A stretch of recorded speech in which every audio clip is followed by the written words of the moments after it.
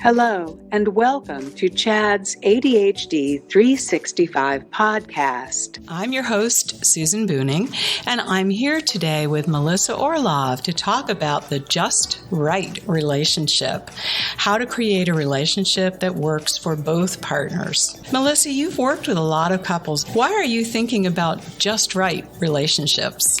Actually, that's a really good question. So I have been working with couples for a long time now. Mm-hmm. And one of the things that I see is that there are these expectations that couples have, or particularly I think neurotypical people in these relationships have, that the relationship is going to look exactly like what they envisioned it was going to be from even before they got married.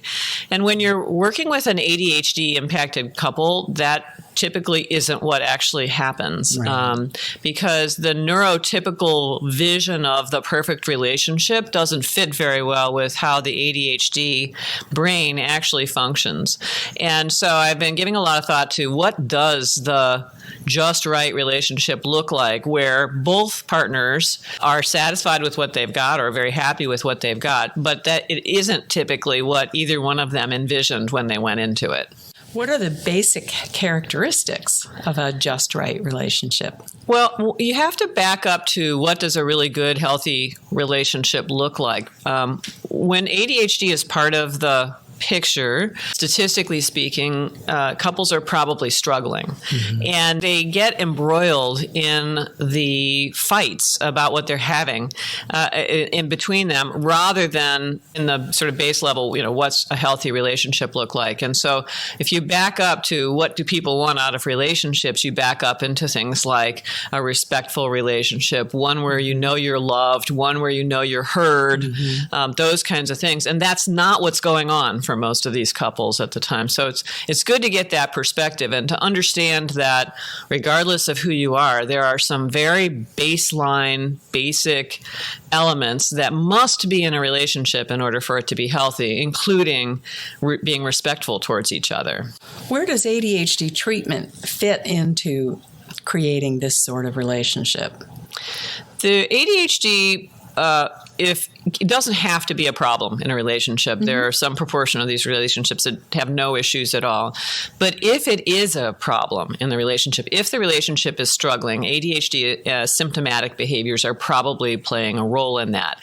And I'm not saying that the ADHD partner is responsible for marital problems, because it's the expression of whatever symptoms either partner brings to the relationship, and then the responses to those symptoms from the other partner that really creates the dynamics. So both partners are in it. But ADHD treatment takes a person who is, almost by definition, if you have ADHD, what I call consistently inconsistent, and helps make that person more reliable and also more in control of where they are going and what they're doing and how they're expressing themselves. So if you have impulsivity, for example, as a key characteristic of your ADHD, and many do, or distractibility, treatment helps you take the pause that you need to think, do I want to do this thing? Do I want to say that thing? It's just a fraction of a second or two, but just having that pause puts you as the person with the ADHD back in control of your life. You get to express yourself the way you want to. There seems to be a conflict between maintaining trust and the inconsistency that can come with ADHD. So how can couples put this into perspective? So people think of trust. If you just say, to somebody who's walking down the street, what does it mean to trust your partner?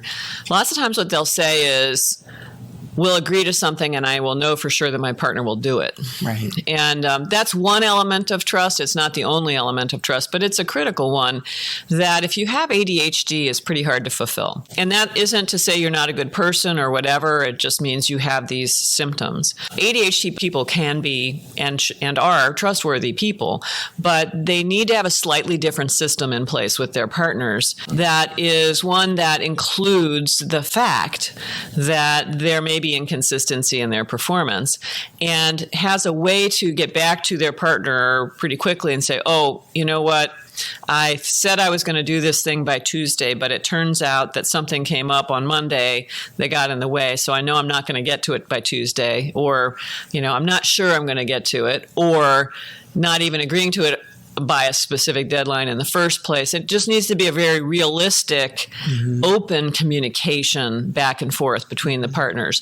And at that point, then, what you hopefully, is two partners who understand that this inconsistency is there, but it isn't an indication of whether the person is trustworthy. It's an indication of having the symptoms of ADHD, which is a very different thing. How much accommodation of ADHD is too much? Well, I'll tell you where it ends up being too much, and that's when you have what I call parent-child dynamics, where the non-ADHD partner is over-functioning. They take on a managerial role, a sort of bossy role, we're going to do it this way. They start educating the ADHD partner. Well, if you did it this way, it would be faster, or, they become the sort of leader, and the ADHD partner becomes a sort of a childlike role in that relationship. They underfunction in the relationship. That's where definitely accommodating, quote unquote, accommodating the ADHD, you end up turning the ADHD partner into somebody who's incapable. And that's not the case. It's not that these partners are incapable. That's not the issue at all. The issue is they do things very differently. A good accommodation of ADHD is accommodating the way that a person with ADHD does things, accommodating the speed with which they do things, which typically, not always, but typically is a little slower than the non-ADHD partner for a variety of reasons, and really integrating that into the relationship, how you understand each other. So how do you get your own opinions heard when you disagree? For either partner, or? Absolutely, for either partner.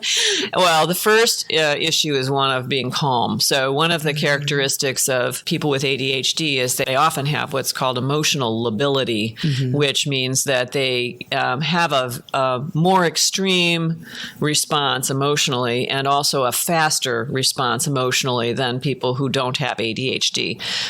Keeping that relationship calm and expressing yourself not in the heat of the moment, if there is heat, but withholding that and then coming back in a way that doesn't trigger defensiveness. But in a nutshell, it's non-aggressive speaking and non-defensive listening. And this is a skill that couples can build. It isn't, you're not born with it, but you just practice it. That's a great way to be heard on both sides. If you're non-defensively listening, your partner, in theory, can be heard. You can hear what your partner is saying. Even if you don't agree with it, that's okay. The fact that one of you holds an opinion makes it worth being explored. What about if the controlling and defensive behaviors are really entrenched? What do you do with a partner's continuing to control?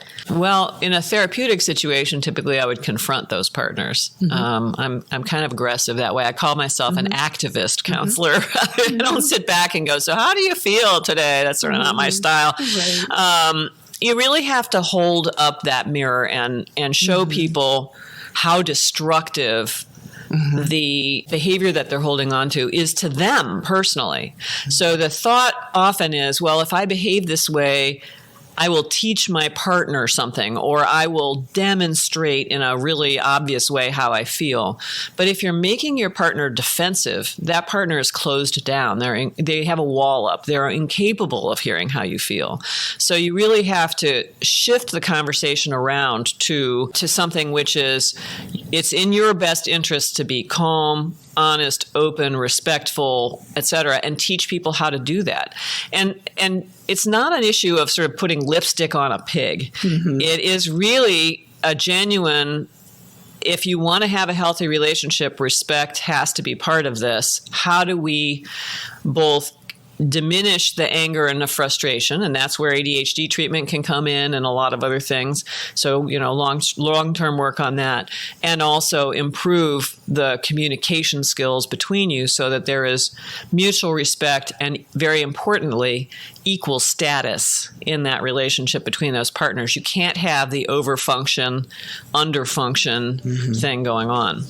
Well, thank you very much. I think this will be a very helpful conversation for many of our listeners. Well, you're welcome. Thanks for having me. Thank you for listening to another episode of Chad's ADHD 365 podcast.